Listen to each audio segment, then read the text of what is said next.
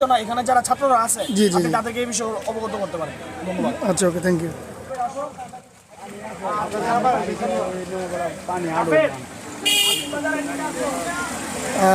আসলে এটা হলো আমাদের মলাংসরের অবস্থা, হয়তোবা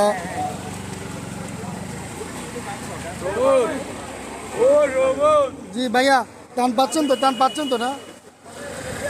এই যে মলাংসরে কিছু বাড়িঘর এভাবে ডুবে গেছে, তো যাওয়াটা খুব টাফ ব্যাপার। পানির স্রোত এমনভাবে নামতেছে একদম বলাবিহীন। তারপরে যতটুকু সম্ভব অপশন মানবিক সংগঠনটা ওটা যথেষ্ট পরিমাণ আগে থেকে যথেষ্ট পরিমাণ কাজ করছে। এখন টাইম টু টাইম অনেক লোকে আসতেছে, অনেক লোক এই যে একটা মানুষ পড়ে গেছে অলরেডি, যেখানে রাস্তায় গর্ত হয়েছে, এই যে একটা আসতেছে, দেখেন খুব বিপজ্জনক।